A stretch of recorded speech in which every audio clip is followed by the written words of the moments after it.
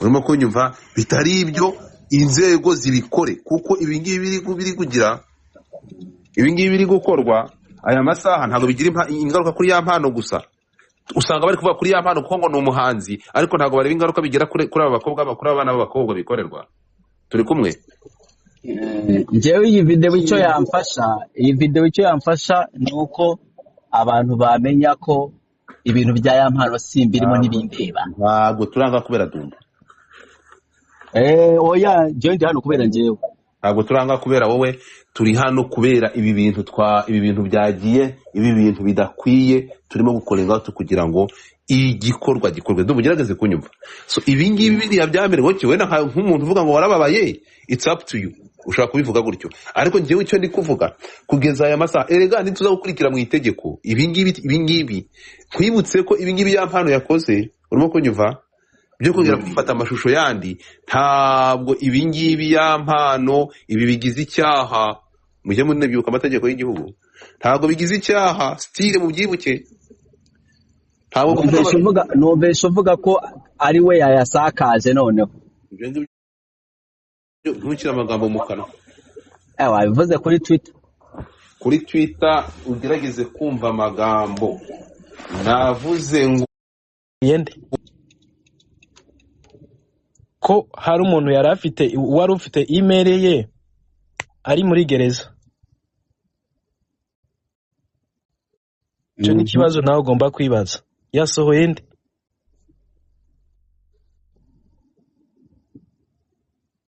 Golfa va muri mute. Vuge ngo dufara kuri telefone ndaje. Ibi bintu umva ntaho bitana. Yaba ibya mbere n'ibya kabiri bro byose bifitanye isano. Nta hantu na hamwe udashobora kubihuriza. Especially the fact ko abantu barafunze. Thank you. Ntabwo baravayo. Nawe barimo baramukoraho iperereza. Kandi ndimo ndumva nifite amakuru ko hari n'umuntu like one of abantu baba muri RIB nabita abayobozi bo muri RIB bari bamaganye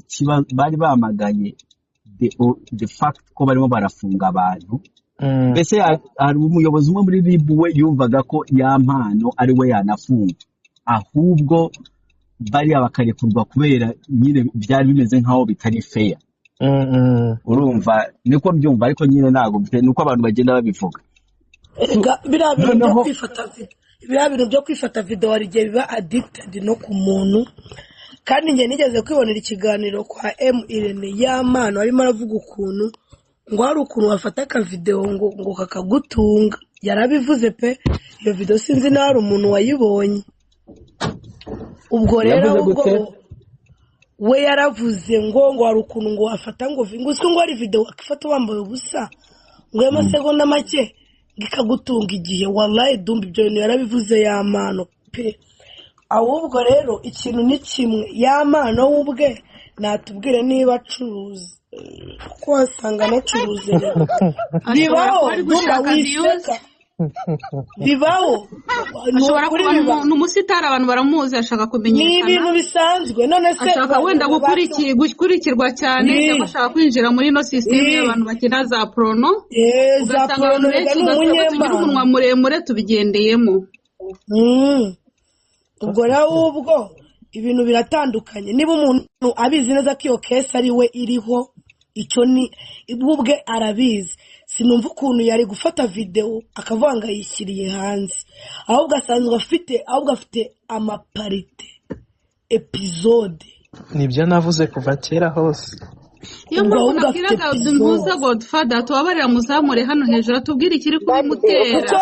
Actually ntabwo tuzi y'amano na performance akora tuvuga ngo ziramwishyura ngo wenda ngo usibye platform wenda zimuhemba, ariko lot shows y'amano zimwishyura nshobora kuzibara. Ntabwo biba byoroshye. Njyewe wenda sinzi Godfather naza kuduha umwanya ndaza kuvuga ko mbyumva, ariko hari pointi ntuza Nefina wavuze nanjye nifuza kuza kuvugaho. ikibazo wavuga mu gihe akiri kuri telefone tukumva. wavuga Justin. Murakoze cyane, reka wenda mvuge njye uko mbyumva. Biragoye cyane filozofi ya Godfather yavuze ngo ntiduhuze iyi kese n'iriya ya ba Jihad. Biragoye cyane kuba wabitandukanya, ariko ngiye Godfather ndamwumva kubera ko iriya ya ba Jihad yamaze kugera mu butabera. Filozofi twakwamagana aka kanya niyo umuntu kugera ku rwego rwo kujya gukora imibonano mpuzabitsina adakina porono agatekereza kwirikodinga, kubera ko iyo bino bintu ataze kuba yarabikoze ya mpano n'aya mavideo ntabwo tuba turi kuyabona, ariko kubera ko kuyafata we bitagize icyaha, niyo mpamvu kugeza iyi saha RIB itigeze imukurikirana, ahubwo bakaba bavuga ati bafasha abayasakaje. So njyewe ikibazo wenda nashaka wenda muza kunsubiza, eske biramutse aya mavideo muri kuvuga ko yafashwe nyuma yuko yayandi ya mbere ajya hanze, ko yafashwe nyuma, usanze ahubwo ariyo yafashwe mbere, n'ubundi akaba yarafite amavideo menshi, noneho abayasakaje bo ubwabo akaba atari bari muri gereza, kubera ko ushobora gusanga umuntu wayasakaje akiri yidegembya, ashobora kuba ari ya mpano cyangwa akaba ntabe ya mpano, kubera ko byose birashoboka. So njyewe rero ku giti cyanjye icyo mbona ni iki, ndareba uburyo ntabwo nshobora kumva umuntu atarwaye mu mutwe ya mpano ushobora kuba waragiye gutanga ikirego avuga yuko video bayashize hanze nta ruhare yabigizemo, aka kanya akaba yongeye kuba yashira andi video hanze aramutse. Ariko se iyo muruva ngo yongeye gushyira andi video hanze, hari umuntu wabonye video mbere yuko muhuruduka? Abantu bari kuzana bakabivuga, hari umuntu wababonye video hanze before you speak? That's the big problem. Amashusho basa amashusho vuga amashusho. So iyo nuvuga ngo abantu hano baraza bagahita batanga opinion, ni ukuvuga ngo hari uwabashije kubona n'amaso ye iyo shusho kwanza. Wowe uri wowe watangiye live rero tega amatwi, mureke ibyo bintu byo guhita direct mu conclude amashusho yagiye hanze, twumvikane ikintu kimwe mugomba kumenya. Turi kumwe? Widushana habaye ikirego uretse gato, you see, muvuge ngo ko bivugwa ko hari andi mashusho. No kunyumva? Mukunyumva? Ariko abantu barimo baravugira hano, ariko abantu barimo baravugira hano aho wabivugiye wabitangiye. Ega amatwi. Wabivuze rero ariko maze mvuge. Byandari ariko kubwira abantu ibintu bitumvikana. Reka kutunumisha kuko turiko tugira. Wowe urashaka kugira ngo utware ibintu muri context ushaka. Umva wowe uvugiye hano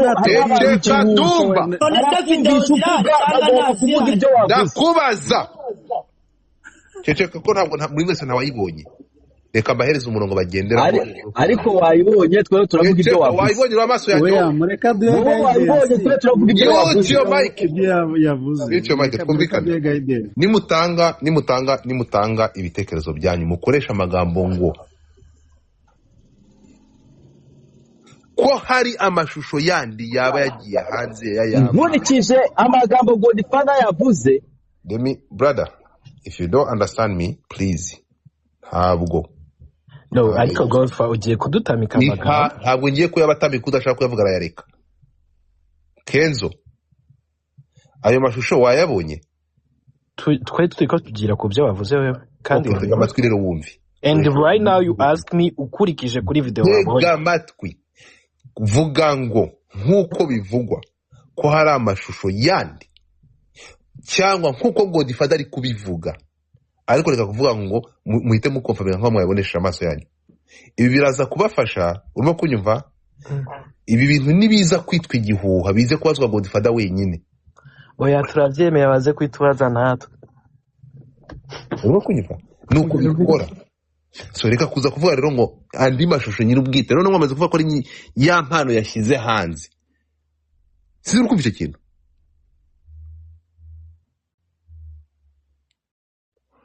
naya ya mpano mureke kuvuga ngo ya mashusho ngo andi mashusho ya mpano ndi gutega amagambo ya Justin avuze nonaho biraza kubafasha kugira ngo tureke kutwistinga hanyuma noneho inzego ziraza kwikorera akazi kazo. It's the way you work. Mugerageze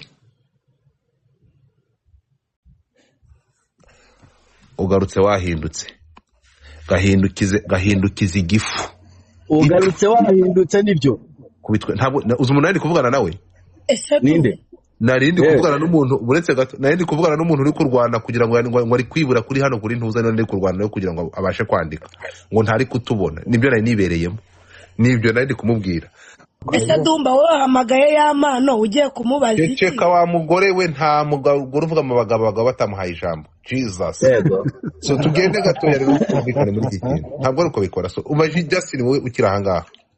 Kugira ngo mbahereze guidance mu nyumve ikintu n'impamvu y'ibingiyo n'ubwo Kenzo nagiye akiri kuvuga ariko ndarongera asubiriremo icyo mvuga ni iki ndaba clearinga muri ubu buryo ntabwo dufata mpubuka ntabwo kugira ngo mubyumve ibi bintu ntabwo first of all ntabwo ari AI sase munyumve neza cyane si AI icyo ni cyambere ikindi cya kabiri mumwumve neza cyane ndashaka kugira ngo bikotinge kugira ngo nabishimangire icyo nashaka nuko mukoresha amagambo nkayo ngo ari gukoresha ngo amashusho y'ampano yishiriye hanze munyumve neza cyane ntabwo ari byo so ntabwo aya mashusho ari AI urimo kunyumva aya mashusho ntabwo ari AI ni ya mpano turi kumwe ni ya mpano tukavuga tuti uri kunyumva ntabwo ahari cyane okay urimo kunyumva so nkavuga ngo nujya kuvuga ahubwo yageze cyangwa kubera iki yongeye gukora ibisa n'ibi by'amashusho nkayo iyo ndi kuvuga ibi I'm not just talking unyumve neza Dumba inzego ziraza kwikorera ubugenzuzi urimo kunyumva inzego ziraza kwikorera ubugenzuzi ko ntabwo ntekereza ko ikibazo bari baze kugicecekera baraza kwikorera ubugenzuzi nibaza gukora ubugenzuzi ibindi byo baraza kwisobanukirwa unyumve turi kumwe icyo twebwe impamvu turaha ni iyihe cyangwa impamvu yatumye nzanga ni iyihe nuko niba kugeza aya masaha uyu muntu twari tuzi ko ari victime agakora ibintu bisa cyangwa bijya gusa nibyo kuko niba twarabonye amashusho uyu munsi kongera kubona ari mashusho y'umuntu wambaye ubusa y'abantu bambaye ubusa the same people okay ntabwo ari same people ya mpano ari kumwe n'undi mukobwa kuko by the way n'umukobwa bari kumwe nabonye n'amaso yangiye n'umukobwa wirabura aho undi yari inzobe umudamu wari inzobe ntabwo ari umudamu we n'undi mukobwa w'inzobe bari muri hoteli urimo kunyumva iri i Kanombe none se ukuntu ni muti pariki barbaru ni gute ujya muri hoteli ukishura hoteli ukinjiza nk'umukobwa ugatekereza ko ibiri kuze gukorwa muri iyo hoteli hari abantu uri icyamamare uzwi kandi uzi n'ibiri kukuvugwaho watekereza ko biri buze kugenda gute hoteli yuzuyeho abantu kuri kiwerere warangiza wagera muri hoteli ukayikoreramo umwana nk'uriya niba munavuze ngo uyu mutipe ashobora kuba afite ikibazo mu mutwe ribu ikora ibyo ikora ntabwo aya mashusho yafashwe na kamera za hoteli aya ni amashusho ibi ni ibintu byakozwe na telefone ya yampano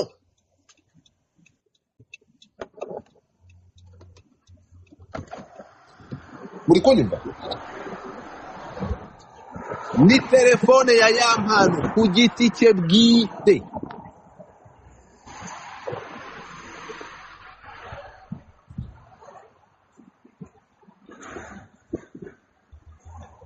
aya ni amashusho yafashwe na yampano ku buryo harimo na selfie bayita gute selfie nyene uri kunyumva ibintu rero bikozwe nta cyumweru gisize yampano afasha aya mashusho ariko uriya mukobwa ateye neza mama ariko inyana y'imbwa ry'abakobwa beza mw'abantu mwe mama yake na muzana mama we ya mana ry'ibyana byiza, Jesus Christ. Ariko Imana yangize ikiremba yarampemukiye. Ya mana ry'ibyana byiza mw'abantu mwe. Mutapinye screen. So Kenzo, mwakomeze pointi zanyu, ariko nari kubasobanurira uburyo mudashaka kuvuga ko yasakaje amashusho ari uyisakarije. Turi kumwe? Urakoze cyane. Ngewe ubu nibwo mbyumvise neza. Byanagorana gukora comment y'ikintu utigeze ubona kandi ukibwirwa n'umuntu ugifiteho amakuru kukurusha. So kuri ngewe ndakumva cyane. Ikintu cya mbere kigoye kwamaganwa kuri ya mpano ni ukugenda afata amavideo ibintu agenda we yikamera. Ariko niba umuntu agira agafata video akagira agashyiraho n'amaselfie, urumva ngewe niyo mpamvu ngo bivuze ngo bigorana gukora comment y'ikintu utigeze ubona. Nari ngiye kubaza nti se ikigaragara ko ari we wabyifatiye ni iki? Ariko akantu ko gufata selfie urakancanzemo mpitamo ikizongereza umugani wawe. So rero ku giti cyanjye reka nsoze mvuga gutya nk'uko bivugwa, nk'uko uri kubivuga. Biramutse ibi bintu ya mpano yarongeye kubikora nk'uko bivugwa, byaba ari agahomamunwa. Akwiye kwegerwa mu bantu bajyana muri rehab, kabone n'ubwo ibyo yakoze wenda biba bitagize icyaha, ariko yaba afite ikibazo mu mutwe gishobora gutuma abantu bamwegera agakansoringo, kubera ko aracyari umujene, aracyari mutoya. Nk'uko bivuga, inzego zikwiye kwicara zikareba niba ibyo yakoze bigize icyaha. Bitaba bigize icyaha akicara akaganirizwa agashyirwa muri rehab. Noneho ngewe nsoza, byaba ari avantage ku bantu kuko n'ubundi wanze ko tubivuga, kubera ko ntacyo byafasha abari mu butabera, kuko wamaze kugera mu butabera n'ubundi arekurwa n'ubutabera. Ariko ikintu cya mbere kikwiye kugaragazwa ni uko byaba inyorosha cyangwa inyorosha rubanza, kubera ko byazagobokeshwa mu rubanza. Aramutse hari ibindi byaba byagiye hanze, byazagobokeshwa mu rubanza bigaragaza ko n'ubundi uwakoze ibyo bintu akiri hanze, kandi abandi bitwa ngo barabafite. Murakoze cyane. Murakoze cyane. Kenzo, utiki rero girlfriend, reka ndagusubiremo. Ya mpano ni kese yiwe ya mbere. N'ibi ngibi bivugwa, reka mvuge nk'uko bishaka, bivugwa na kese yiwe ya mbere, nta tandukaniro na rikeya ritandukanye, birasa. Ahubwo ikintu ugomba kwibaza, eske ko kese yiwe ya mbere, video ya mbere twabonye ningi iri kiravugwa kiko yoba ihari, iya mbere yasowe nande n'iya kabiri yasowe nande? Ico ni kibazo ndaguhaye wewe. Usubitse. Harya reka nkubaze. Yewe ndi secrétaire bura mwana mutwaza amatelefone ku buryo menye abatwaye izo video zabo. Ariko wara buretse gato. Urumva ikibazo mbajije? Ndakubajije kubera hari impamvu nkubajije kino kibazo Godfather. Ubwo nkanjye nabibwirwa n'iki? Abazisohoye. Dufata urugero. Ibya mbere bikekwa ko byasohowe nande? Na bapazo. Ibi bya kabiri urimo kunyumva?